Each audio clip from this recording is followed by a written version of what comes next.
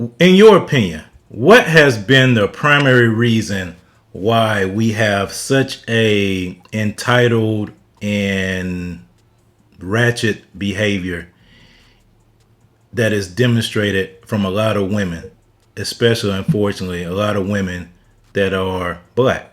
Well, black society, black culture has strayed so far away from the Lord that this is the result. And the result is ratchet ghetto behavior among black women. There was a time where a black woman wouldn't even think of acting the way black women do today. Now, we're not talking about all black women, but there is a great percentage of black women. I would say like 30 to 40% of black women are constantly displaying ratchet behavior, whether it be what comes out of their mouths, how they act. I mean, how many times have we seen black women acting worse than men? And not only acting worse than men, black women are now deadly. How many times are we hearing now black women killing people? Whether it be their own children, whether it be other women, even be men. So we're seeing the results of an ungodly culture. We're seeing the results of how far we have strayed as people. And this is the result. Our women do not know how to act with dignity. They have no discretion. Anything will come out of their mouths. I mean, the logic, their rationale. Now that daddy government has divorced them, they don't even see the need to be self sufficient. I mean, you just heard the woman say, it's the taxpayer's responsibility to feed my kids. When have you ever heard something like that before? You would have never heard something like that years ago. So, this is further proof that as a people, we need to get back to God. Well, I think I'll continue on what Pastor Green started. I think to a large degree, we've isolated ourselves from the church, the house of God, the people of God, the disciples of God. And because of that, we're growing up in isolation from that God's authority, and therefore we're expecting that the government take the place of God. This is fundamentally what Karl Marx is all about: is to get where we are today, where people would replace the notion of God, the reality of God from our perspective, but replace God with government. And therefore, when they do that, we have these kinds of blowups. When you have budget shortfalls, and they have some level of government trying to claw back some of these way overpriced entitlements, then we have these kinds of things.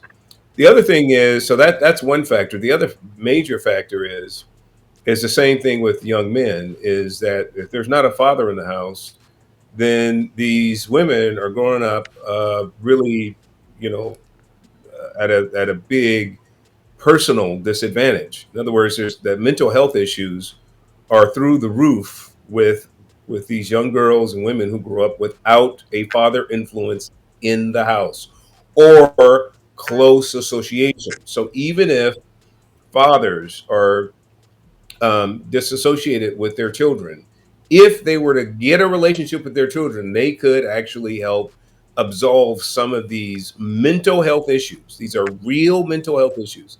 I feel sorry for some of these women who experience them, because from their perspective, they haven't been, taught correctly. They haven't had a, proper shepherding environment, a discipling environment that would allow them to be responsible and to be productive in their own right. And so therefore they put, government in that. And so it's terrible, because their kids now are having to grow up with this, you know, ratchet ideology, these ratchet ideas that government is our God. And when government folds, then it's everybody else's fault. If we had our churches that they were at least connected to local churches, if we actually do have the WIC programs go away, which, as I understand it, that hasn't happened. But if we actually did have these WIC programs and these other programs go away, the local churches should be able to, make up that difference. The local churches have been there for years in order to do that. They're supposed to be the first level support for anybody in dire need, and that's what the local churches should be doing. But if they're not connected to the church, they're not going to know. So they're just going to keep looking at other people. No, y'all, you guys got to come in and give me my come up because I'm jacked up right now. And this is really a consequence of mental health. The other thing that they found is that when a father is not around, that they suffer academically in their cognitive performance, their ability to appropriate cognitively, logically, rationally, because there's no man around. All they get is emotion from their mom and sisters and all that all the time, with nobody who could logically, principally, rationally have them critique the world in a different way. And so, therefore, you have these kinds of manifestations that are going around too, which is actually a form of mental illness to some level. Now, I'm not saying that all women are mentally ill or anything like that. I'm just saying that they say there's an actual psychosis, a cognitive defect, because there's no father around. And a lot of these women are being raised in this social media age, and it's causing all kinds of disassociative and derelict, all kinds of derelict type behavior to come forth, and seeing it manifest now all around us. So it's a real scourge right now, and it's a real problem.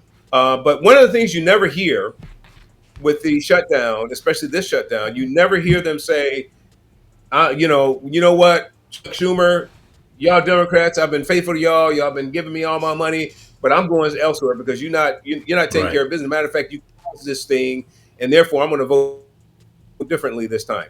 If we raised up and said that en masse, then you better believe there would be a negotiation, and Schumer be throwing in the towel and saying, "Look, we're going to stop the showdown because main constituency, which is the black community, is leaving us because we jacked this whole thing up." But these people it's over their head. They're not even thinking that way. Man, that's such a complex answer, but it really goes back to what both of them have said so far: godlessness and a broken family, and a church that has relegated its authority to the government. There's so many different aspects you can look at it and blame it on this, that, or the third. But it really boils back down to being godless. It does. We have so strayed far away from God in the past, I'll say 60 years. Not that we were just perfect before then, but we have really, really gone off the edge in the past 60 years. A lot of that has to do with government programs. But I'll tell you what, if the church had, as Kevin said, done what the church is supposed to do, I think we'd be far more effective. For example, some churches I used to belong to, they had a program in place where they would direct people to government resources. And I asked the question, why would we direct them to government resources when we have it here in the house? Why wouldn't we help them? That's the church's job. It's not the government's job. And the response was very cold and just dismissive and like, this is what we're going to do. I'm like, if they come to the house of God, not only will they get what they need physically, they're going to get some spiritual help, some mental help. We can help you find a job. We can help you get your, for lack of a better term, get rid of some of that ratchet behavior so you can be more presentable and likable and hireable. Those kind of things. Those things make a difference. When you come into a job and you're acting ratchet and you got hair with 50 different colors in it and your breasts are hanging out. These are simple things. We laugh at it, but I see it on my job. Yeah. I see it on my job and complain. These same people complain about, why didn't I get the job? Why didn't I do this? Well, your behavior, your appearance, these things matter. It's not that I'm being condescending, but there's a level of ignorance there because like Kevin said, that's what they've grown up in. That's what they know. It's not that I don't think everybody wants to be that way, but that's their norm and they think it's okay. And they feel entitled to whatever they want because that's just their norm, but they don't see the world from someone else's viewpoint that, hey, this is odd. This is weird. For me, I can't have that representing my company. They don't see it that way, but there's so many aspects to it. I was thinking earlier too, when you mix entitlement with unbridled emotions, racial pride, and envy, that is a brutal, brutal concoction. And the person living in that, the person drinking that up, they don't see that potion as being dangerous because they see each one of those things individually as harmless. Okay, I am entitled because my ancestors were treated poorly and I've been set back by that, so I'm entitled to that. My emotions are out of control. That's what I grew up in. My emotions all over the place. I have racial pride because my people have come from such a bad background, and here we are. We're doing much better. I got that. I'm envious. I want what those people have because I feel like I should have that because I've been set back from my racial history. But when you mix all those things together, you get, like I said, a very, very bad potion. They have no respect or awareness for the synergy of all those things coming together. I mean, when you put those things together, it's much more than just those individuals by itself, those individual things. You get it. It's like dynamite. You take nitroglycerin, you mix it in with unbridled emotions, you absorb that into the envy, you pack that into entitlement, and you fuse it with your racial bitterness. Lay that in the right spot in your heart, and somebody's going to come along and set that off. And before you know it, you got an explosion. You're all over the place, and that's what we're seeing at the Popeyes.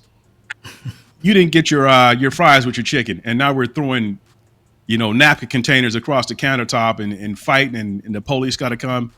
It didn't start there. It's not because you didn't get your chicken. Right. It's because you don't have control of your emotions. You feel entitled. You feel like somebody owes you something. You have to be respected, and nobody's going to disrespect you. And it's like a city without walls, like the Bible talks about. Anything comes in, anything goes out. You have no control, and there's just destruction everywhere. But I think we can point at it, and it to some degrees, it's almost entertaining, and it's sad because the enemy is using them for entertainment. You go on YouTube, you see this mess all the time. Yeah. Thousands of likes. People like it for entertainment. But I think another thing the enemy is doing with that is causing racial division. A lot of people say that and say, "Hey, there go those ends acting just like I thought those ends would," Yeah. and that justifies a lot of hatred from other people. Say that's how they're acting. Now, I assure you, there's other people out there of all races acting a fool, but for some odd reason, it's us on YouTube and all over the place acting up, and it's very it's disappointing. Excuse me, because we've come from so far. I remember. I'm not that old, but 49, I guess that is old now.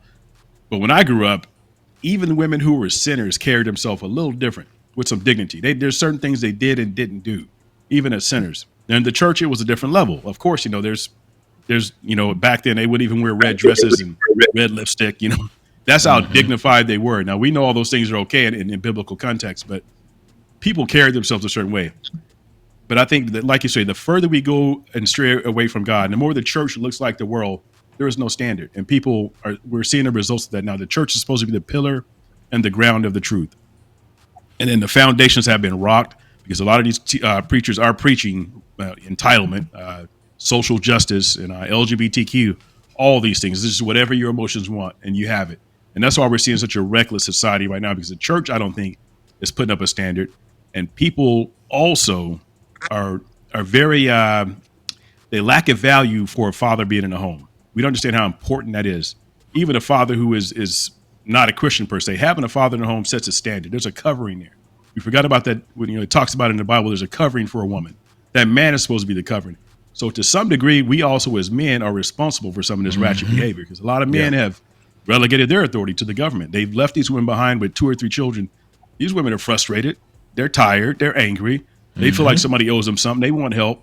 But the men have also left their place and their duty and let the government take care of their children. So, like I said, when you give your children to Caesar, you can expect them to come back speaking Romanese. And that's kind of where we are, The church would be seen again as a viable pillar of value and of help and of support for the community generally. There's so many pastors that are, like I said, they're playing games and they're just collecting checks from these. The Bible calls them foolish women. That's not my term. That's what Paul said, foolish women. So but the point is that I think Paul was making a distinction that women are very, very sensitive, and they can be gullible, and they can be emotional, and this is part of his rationale and reason why men should be the senior pastor in a church and all of that. I don't want to go down that track because that's a whole nother subject. But the point is that when we have simp pastors in who put up with the foolishness and who will marry the 2 women, like and christen the 2 women and their children, like Jamal Bryant, then you're going to have basically an acceptability and a relative tolerance to any and everything. Because we see the disorder in the church. This is why we see all this confusion today. And the Bible clearly teaches, if a woman wants to preach and teach, she's supposed to be a Titus woman. Teach other women how to conduct themselves, chase conversation. You can ask a lot of women today in the church what chaste means. They couldn't even tell you what it means. It means godly lifestyle. But this is not taught no more. All these women want to call themselves bishops or whatever and compete with the men from the pulpit, and they don't want to teach young women how to behave, how to live, how to conduct themselves in a godly manner. And this is the result. Because anytime there's disobedience to God's word, anytime there's disobedience to God's standards, what is going to be the result? Confusion. And God is not the author of confusion. And when you look at how black women are behaving today all around this country, it goes back to what the scripture says. Satan is the prince of the power of the air. Meaning what? Satan is controlling the minds of people. And you look at how these black women behave today. I mean, I think about black women and with dignity. I always admired Coretta Scott King. She was a dignified black woman, but you know the thing about it? She wasn't an anomaly. It used to be she was typical because black women had dignity, they had character, they had discretion. But all that's going out the door now. You know, I mean, we have this ratchet hood behavior, and it's coming from women, and women wouldn't dare act like that 40 years ago. It would have been unheard of. But now it's become norm. Why? Because the church has failed to maintain godly standards.